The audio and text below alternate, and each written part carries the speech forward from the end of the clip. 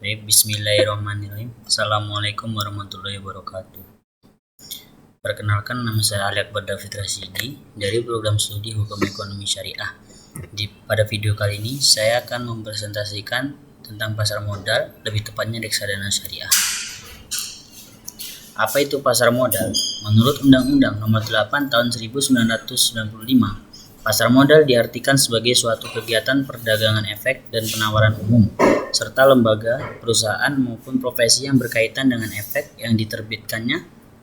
Definisi lainnya yaitu sebuah pasar yang memiliki kegiatan terorganisir dengan jenis perdagangan surat-surat berharga.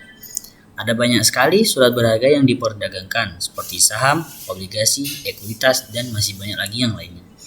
Surat-surat ini dibuat oleh pemerintah maupun perusahaan swasta, dan dalam pelaksanaan perdagangannya melibatkan sebuah jasa komisioner, perantara, dan juga underwriter. Apa itu reksadana syariah? Definisi dalam Undang-Undang Pasar Modal, Pasal 1 Nomor 27, reksadana adalah wadah yang dipergunakan untuk menghimpun dana dari masyarakat pemodal untuk selanjutnya diinvestasikan dalam portofolio efek oleh manajer investasi. Definisi dalam Peraturan Nomor 9.A.13, reksadana syariah adalah reksadana sebagaimana dimaksud dalam Undang-Undang Pasar Modal dan peraturan pelaksanaannya yang pengelolaannya tidak bertentangan dengan prinsip-prinsip syariah di pasar modal. Reksadana syariah berbentuk menjadi dua bentuk. Yang pertama perseroan dan yang kedua kontrak investasi kolektif. Untuk yang berbentuk perseroan, mencantumkan ketentuan dalam kontrak pengelolaan dan kontrak penyimpanan berreksadana serta informasi tambahan dalam prospektus bahwa manajer investasi dan bank kustodian bertindak untuk kepentingan direksi reksadana perseroan, di mana manajer investasi diberi wewenang untuk melakukan pengelolaan reksadana dan bank kustodian diberi wewenang untuk melaksanakan penyimpanan kekayaan. Dan bentuk kontrak investasi kolektif mencantumkan ketentuan dalam kontrak investasi kolektif dan informasi tambahan dalam prospektus bahwa manajer investasi dan bank kustodian bertindak untuk kepentingan para pemegang unit penyertaan, di mana manajer investasi diberi wewenang untuk mengelola portofolio investasi kolektif dan bank kustodian diberi wewenang untuk melaksanakan penitipan kolektif. Ini pun terdapat mekanisme reksadana syariah.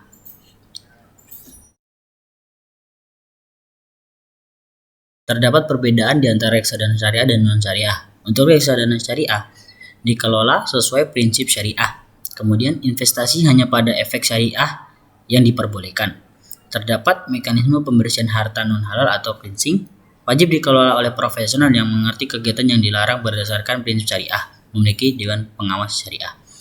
Dan untuk reksadana non-syariah dikelola tanpa memperhatikan prinsip syariah, investasi pada seluruh efek yang diperbolehkan, tidak menggunakan konsep pembersihan harta, tidak perlu profesional yang mengerti kegiatan yang dilarang berdasarkan prinsip syariah, dan tidak perlu memiliki dewan pengawas syariah.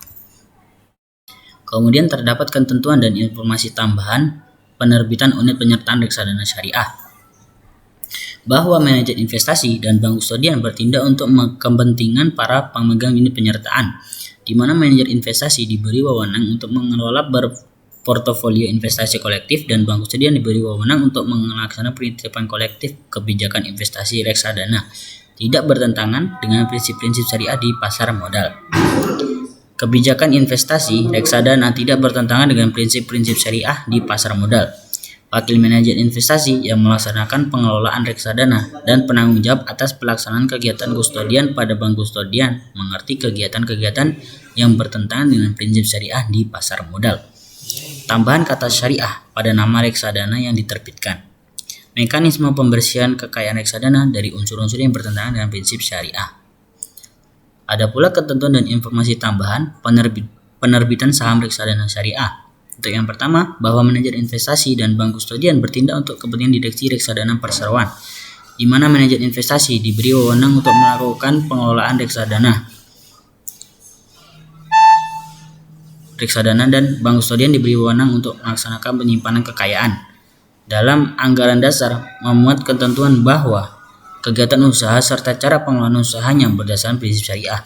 Kebijakan investasi reksadana tidak bertentangan dengan prinsip syariah di pasar modal. Aset dikelola, akad dan cara pengelolaan emiten dimaksud tidak bertentangan dengan prinsip syariah di pasar modal. memiliki anggota direksi, wakil manajer investasi, dan penanggung jawab atas pelaksanaan kegiatan kustodian pada bank kustodian yang mengerti kegiatan-kegiatan yang bertentangan dengan prinsip syariah. Mekanisme pembersihan kekayaan emiten dari unsur yang bertentangan dengan prinsip syariah. Kata syariah pada nama emiten. Dana kelolaan reksadana syariah hanya dapat diinvestasikan pada saham yang termasuk dalam daftar efek syariah atau DES yang ditetapkan oleh Bapepam dan LK. Hak memesan efek terlebih dahulu syariah dan waran syariah. Sukuk yang telah dijual dalam penawaran umum atau diperdagangkan di bursa efek di Indonesia. Saham yang termasuk dalam DES yang diterbitkan oleh pihak yang disetujui Bapepam dan LK. Sukuk yang memenuhi prinsip-prinsip syariah di pasar modal dan yang diperdagangkan di bursa efek di luar negeri dan termasuk dalam DES yang ditetapkan oleh pihak yang disetujui oleh Bapepam dan LK. Efek beragun aset syariah yang memenuhi prinsip syariah di pasar modal dan sudah mendapat peringkat dari perusahaan pemerikat efek. Surat berharga komersial syariah yang memenuhi prinsip-prinsip syariah di pasar modal dan sudah mendapat peringkat dari perusahaan pemerikat efek serta termasuk dalam DES yang ditetapkan oleh pihak yang disetujui Bapepam dan LK. Efek syariah yang memenuhi prinsip syariah di pasar modal yang diterbitkan oleh lembaga internasional di mana pemerintah Indonesia menjadi salah satu anggotanya. Instrumen pasar uang syariah dalam negeri yang mempunyai jatuh tempo kurang dari 1 tahun, baik dalam rupiah maupun dalam mata uang asing. Kemudian tanggung jawab manajer investasi dan bank kustodian. Direksi manajer investasi dan bank kustodian wajib melaksanakan seluruh ketentuan yang diatur dalam kontrak pengelolaan, kontrak penyimpanan atau kontrak investasi kolektif. Bank kustodian wajib menolak instruksi manajer investasi secara tertulis dengan tembusan kepada Bapepam dan LK apabila pelaksanaan instruksi tersebut mengakibatkan portofolio reksadana syariah terdapat efek atau instrumen surat berharga syariah sebagaimana diatur dalam peraturan perundang-undangan. Pembersihan portofolio non halal. Portofolio bercampur dengan efek non halal yang bukan disebabkan tindakan MI dan BK, maka manajer investasi wajib menjual efek non halal.